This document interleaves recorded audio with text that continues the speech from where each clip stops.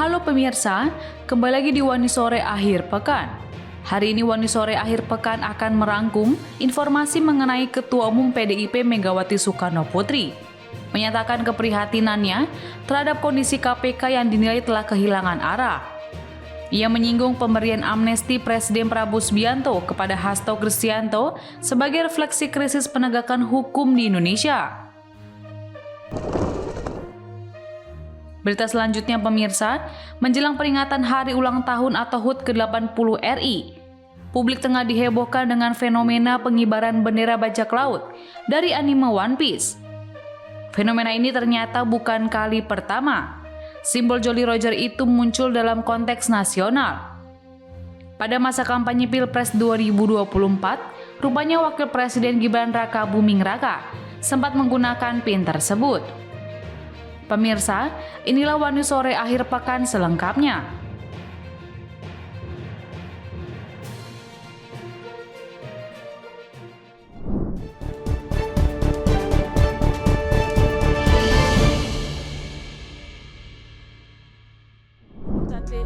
Obliga a esta instancia a anunciar en contra del señor Álvaro Uribe Vélez un sentido del fallo de carácter condenatorio por las conductas punibles de fraude de soborno en la actuación penal, repito, el concurso homogéneo en 3 oportunidades y el concurso heterogéneo en relación con el fraude procesal a través de la manipulación de testigos, ofrecimientos indebidos y construcción de relatos falsos.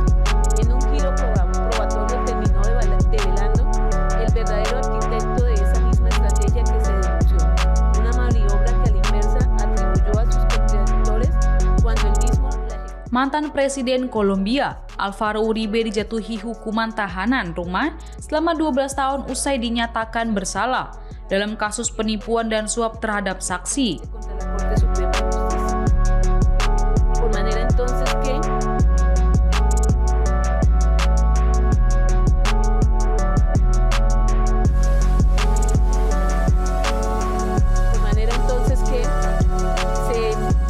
Hukuman itu diberikan oleh Hakim Pengadilan Pidana Bogota, Sandra Heredia, pada Jumat 1 Agustus 2025. Comportamientos de los cuales obviamente el señor Álvaro Uribe Vélez sabía lo ilícito de su actuar. No obstante, pengumuman tersebut disampaikan Sandra setelah menyatakan bahwa Uribe terbukti bersalah.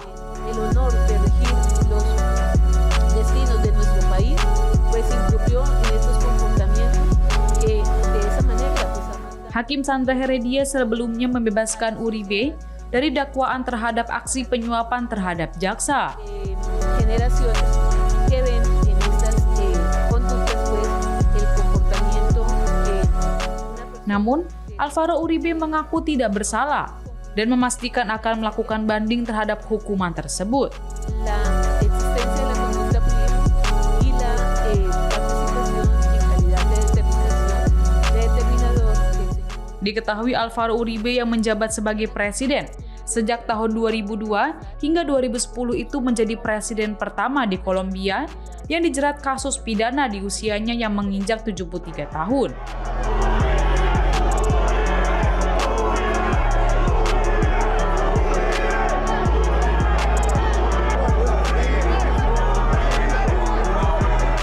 Kasus ini diketahui bermula pada tahun 2012 saat Uribe menuduh Senator Ivan Cepeda mengaitkan dirinya dengan upaya pembentukan kelompok paramiliter.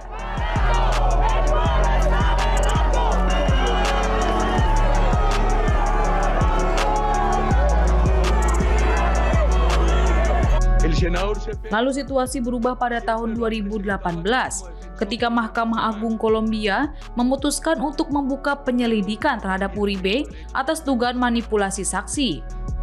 Yo que he tenido la condición aquí de procesado, de acusado, también quiero decir que yo amo mucho a Colombia y he procurado proteger la vida de quienes. 6 tahun berjalan, kantor Kejaksaan Kolombia akhirnya secara resmi mendakwa Uribe dalam 3 kasus tindak pidana. Muchas gracias por haberme escuchado.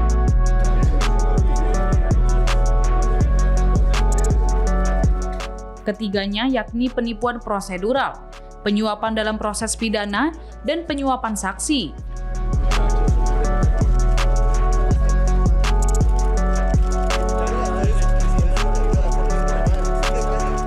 Sementara itu, sepeda yang dahulu dituduh oleh Uribe merayakan putusan yang diberikan oleh pengadilan.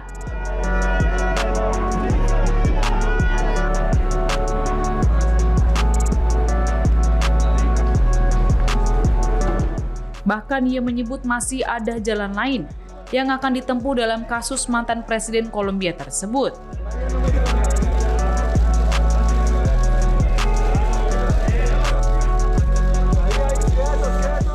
Terlepas dari vonis ini, popularitas Álvaro Uribe tetap tinggi berdasarkan survei terbaru, menunjukkan ia adalah politisi paling dicintai di Kolombia. Totalmente abierto al diálogo, porque era ese el trato que recibí. Hal ini terbukti pada tahun 2019. Ribuan orang melakukan protes di Medellin dan Bogota ketika ia pertama kali didakwa dalam kasus ini. Les quiero decir una cosa.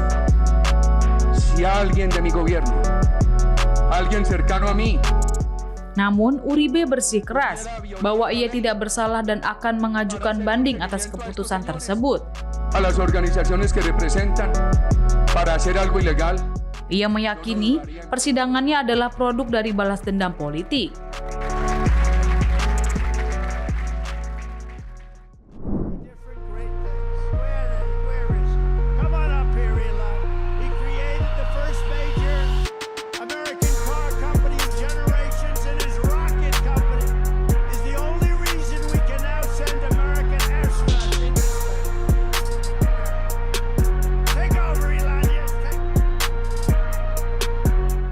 Anggota senior Partai Demokrat Amerika Serikat dan para donatur mereka mungkin muncul dalam dokumen Epstein.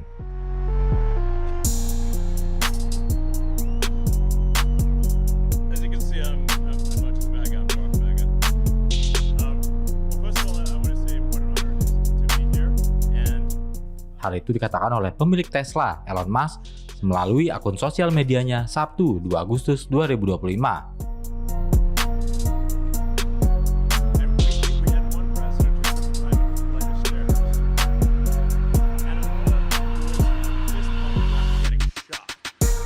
Pada hari Jumat, Bloomberg melaporkan bahwa agen FBI yang meninjau berkas tentang terpidana pelaku kejahatan seksual Jeffrey Epstein telah mengidentifikasi banyak referensi ke Presiden Amerika Serikat Donald Trump serta puluhan tokoh penting lainnya.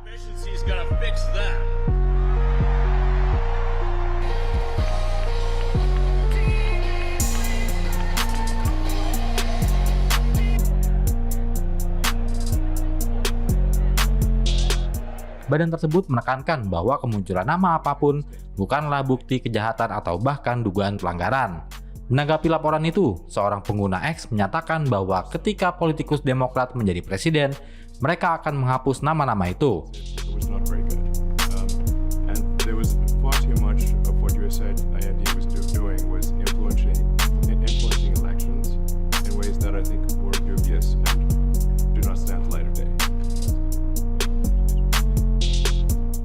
Namun, Musk tidak setuju dengan mengatakan mereka tidak akan melakukannya karena para politisi Demokrat dan para donatur juga ada dalam daftar. And I can't imagine a judge saying, well, it may be corrupt, but you don't have the right. You got elected to look over the country and to, as we say, make America great again, but you don't have the right to go and look and see whether or not things are right that they're paying. Pada tahun 2019, juru bicara mantan Presiden Bill Clinton mengonfirmasi bahwa ia telah terbang dengan pesawat pribadi Epstein beberapa kali, sambil menekankan bahwa mantan pemimpin Amerika Serikat tersebut tidak pernah mengunjungi pulau pribadi Epstein yang terkenal kejam.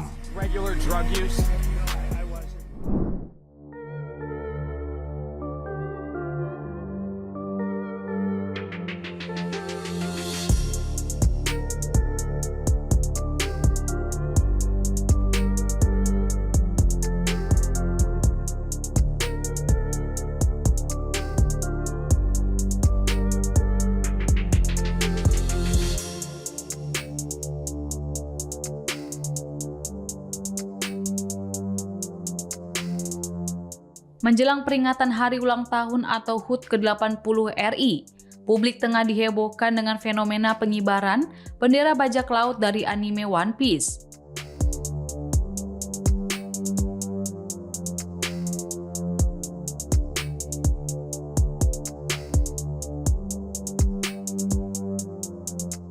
Bendera yang dikenal sebagai Jolly Roger itu dikibarkan berdampingan dengan bendera merah putih.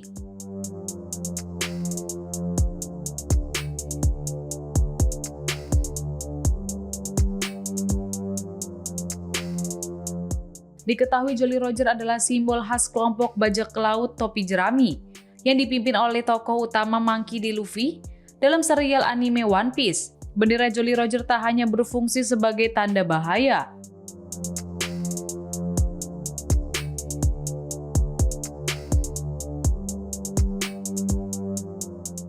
akan tetapi juga menyimbolkan perjuangan personal melawan penindasan, termasuk sebagai bentuk kritik terhadap kekuasaan absolut.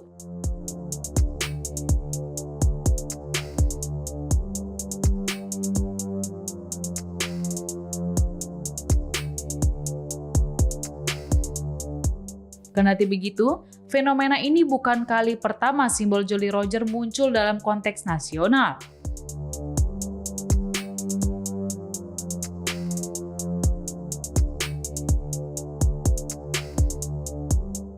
Pada masa kampanye Pilpres 2024, rupanya Wakil Presiden Gibran Raka Buming Raka sempat menggunakan PIN tersebut.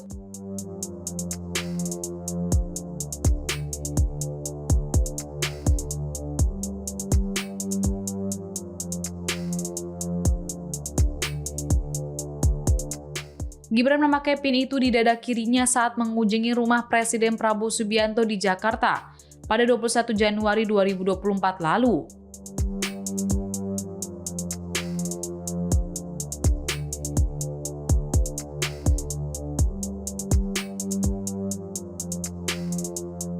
Namun, setelah Gibran terpilih sebagai Wapres yang mendampingi Presiden Prabowo, lambang bajak laut itu justru seakan menjadi musuh pemerintah.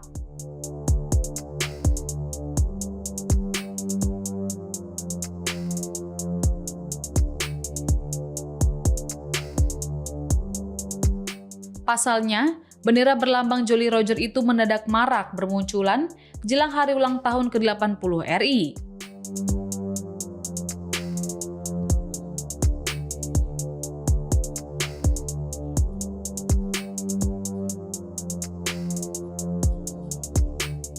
Wakil Ketua DPR RI Sufmi Dasko Ahmad mengatakan, pemasangan bendera One Piece ini adalah upaya memecah belah bangsa karena dikibarkan jelang HUT kemerdekaan.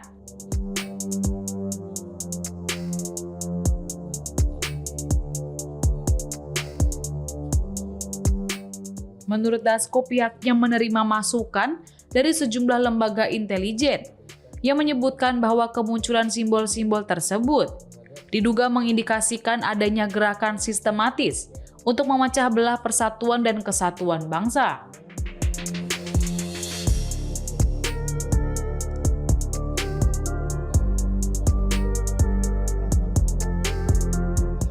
Lalu, Menko Polkam Budi Gunawan menegaskan bahwa pemerintah akan mengambil langkah tegas jika ada upaya kesengajaan pengibaran bendera bajak laut itu.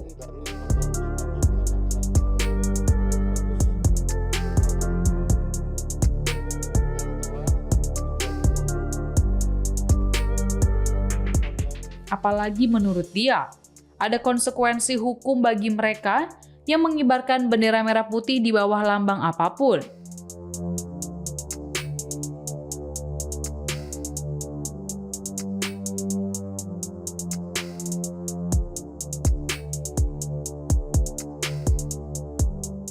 Sebagaimana diatur dalam Undang-Undang Nomor 24 Tahun 2009 tentang bendera, bahasa dan lambang negara serta lagu kebangsaan.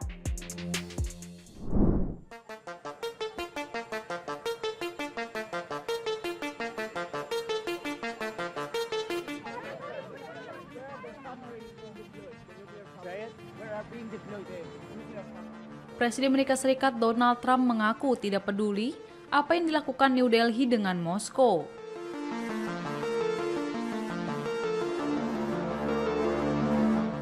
Trump mengatakan ekonomi Rusia dan India bisa mati bersama-sama.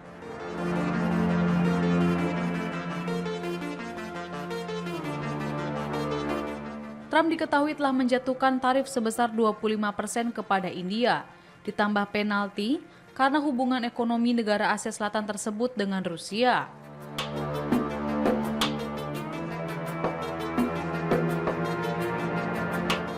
Melalui media sosialnya Truth Social, Trump menulis bahwa Amerika Serikat memiliki sedikit perdagangan dengan Rusia dan India.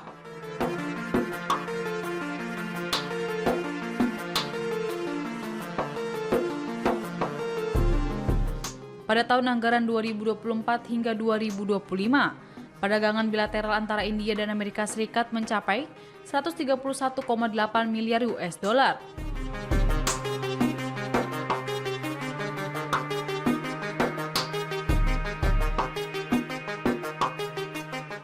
Dengan surplus perdagangan sebesar 41,18 miliar US dollar untuk New Delhi, menurut pemerintah India.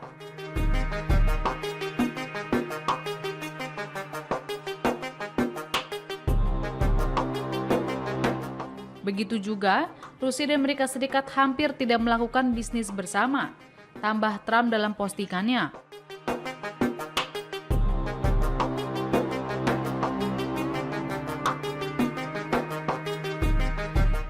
Ekspor Rusia ke Amerika Serikat pada tahun 2024 tercatat mencapai 3,27 miliar US dollar, menurut basis data perdagangan internasional United Nations Comtrade.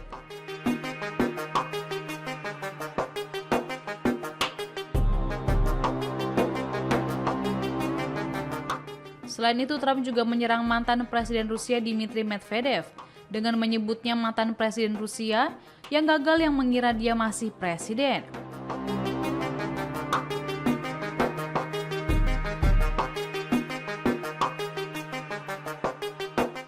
Trump meminta Medvedev untuk berhati-hati dengan kata-katanya dan mengutarakan dia memasuki wilayah yang sangat berbahaya.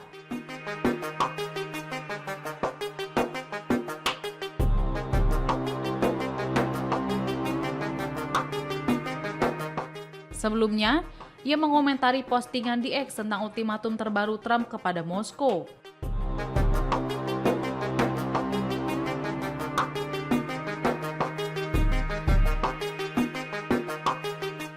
Untuk mengakhiri konflik Ukraina dalam 10 hari, Medvedev berkata Rusia bukanlah Israel atau Iran.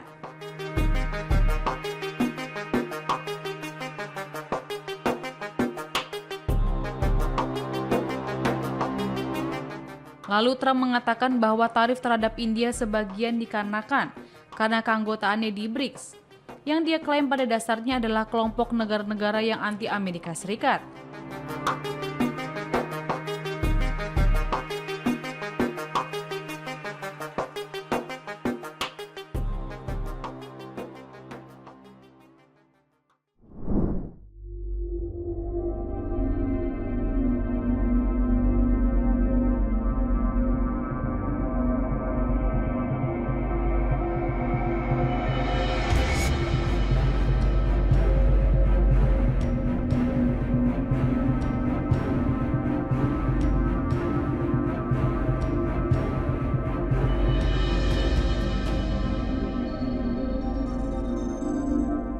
Ketua Umum PDI Perjuangan Megawati Soekarnoputri mengungkapkan keprihatinannya terhadap kondisi Komisi Pemberantasan Korupsi KPK saat ini.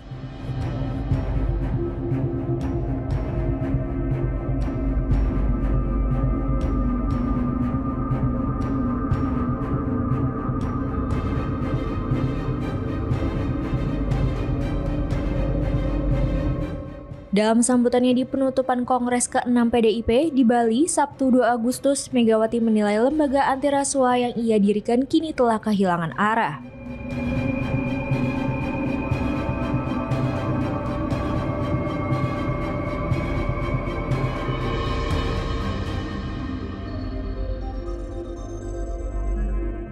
Pernyataan Megawati itu merujuk pada kasus hukum yang menjerat Hasto Kristianto.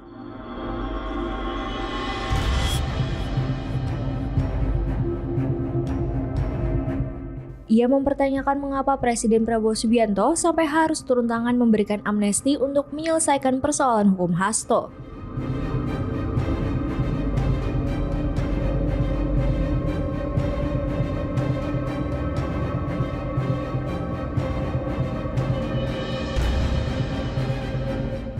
Megawati mengajak seluruh kader untuk merenungkan situasi yang terjadi saat ini, khususnya terkait kredibilitas penegakan hukum.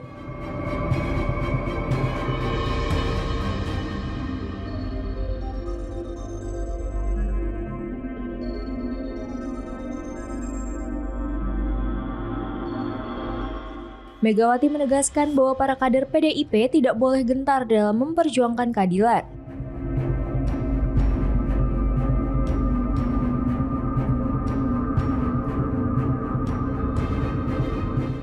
Hasto Kristianto sebelumnya dinyatakan bersalah karena memberi suap kepada anggota KPU Wahyu Setiawan terkait pengurusan pergantian antar waktu anggota DPR 2019 hingga 2024 untuk Harun Masiku.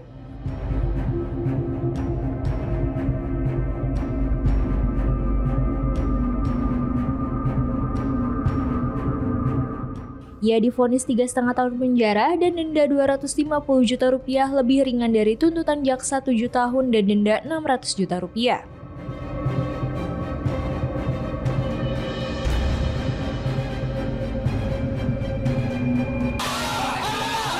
Hasto resmi bebas dari tahanan KPK pada Jumat 1 Agustus malam setelah Presiden Prabowo menandatangani keputusan Presiden pemberian amnesti.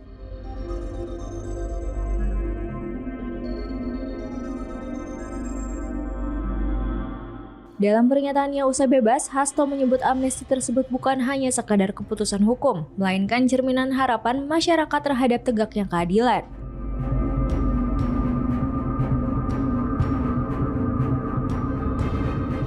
Hasto juga menyampaikan rasa hormat kepada Megawati dan menyatakan komitmennya untuk terus memperjuangkan nasib rakyat sebagai bagian dari amanat partai.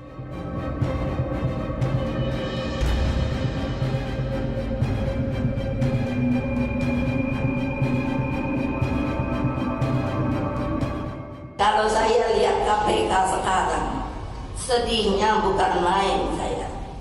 Sayalah yang membuat yang namanya komisi pemberantasan korupsi. Coba toh, kalau sekarang modelnya kayak begini, lalu bagaimana? Coba saja pikir, kan aneh. Saya merasa aneh kok.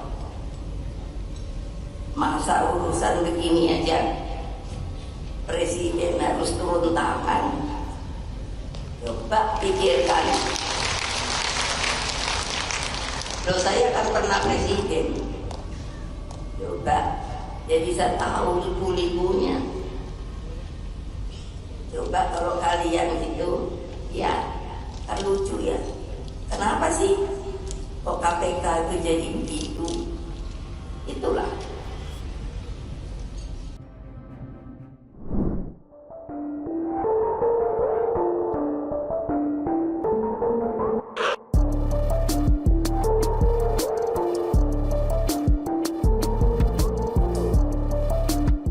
Protes besar-besaran terjadi di Brasil pada Jumat 1 Agustus 2025, menyusul kebijakan tarif impor dari Amerika Serikat.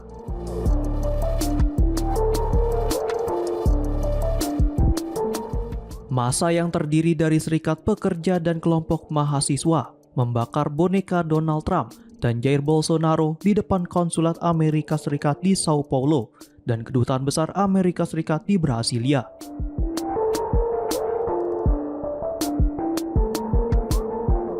Aksi ini merupakan respon terhadap tarif 50% atas barang impor dari Brasil yang dijadwalkan mulai berlaku pada 6 Agustus.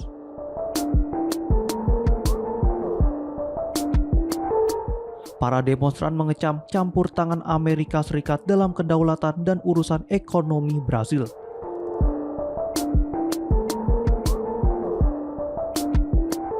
Kemarahan publik semakin memuncak setelah Amerika Serikat menjatuhkan sanksi terhadap Hakim Alexandre de Moraes pada Rabu 30 Juli 2025.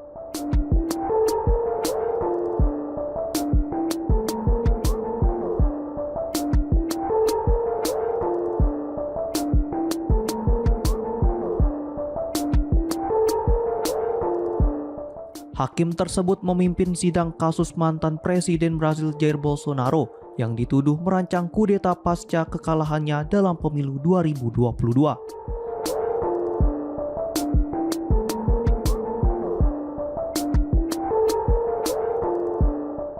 Pemerintah Amerika Serikat menuduh Moraes telah mengesahkan penahanan pra-peradilan secara sewenang-wenang dan membungkam kebebasan berekspresi.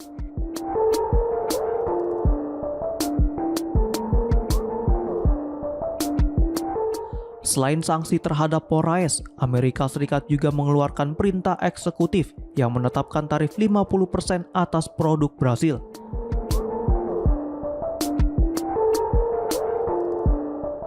Yang disebut-sebut berkaitan dengan proses hukum terhadap Bolsonaro, sekutu dekat Presiden Amerika Serikat saat ini.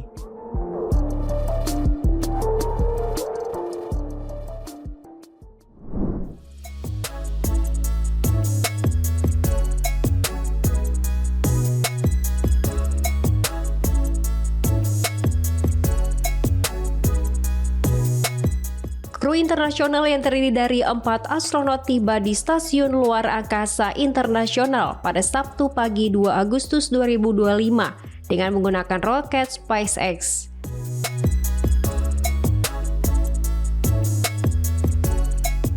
Mereka memulai misi rutin NASA yang berpotensi menjadi misi pertama dari banyak misi dengan durasi lebih panjang dari biasanya.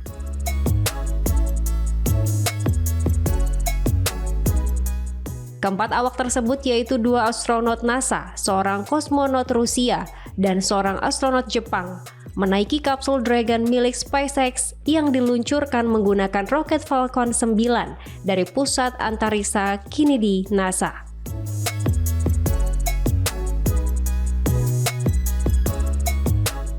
Mereka berhasil lepas landas pada pukul 11.45 pagi waktu setempat Jumat 1 Agustus 2025, meski cuaca sempat tidak bersahabat.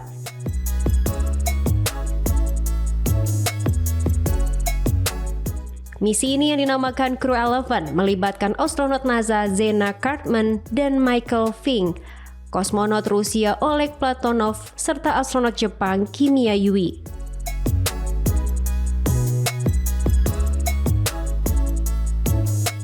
Setibanya di ISS, mereka langsung bergabung dengan astronot yang telah lebih dahulu berada di sana.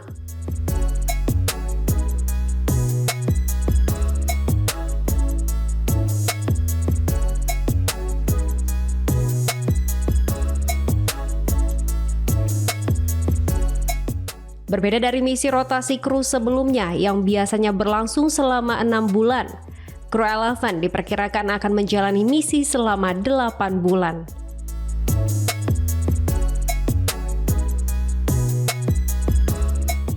Perpanjangan durasi ini dimaksudkan untuk menyelaraskan jadwal rotasi antara misi luar angkasa Amerika Serikat dan Rusia.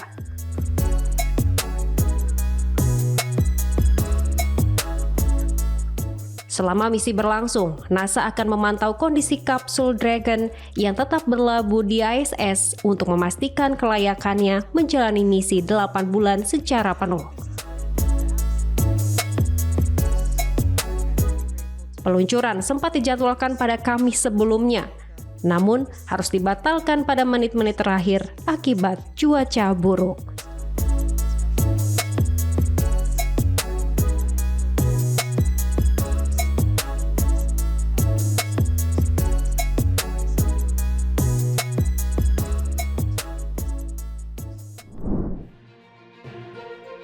Demikian informasi yang dapat kami sampaikan pemirsa.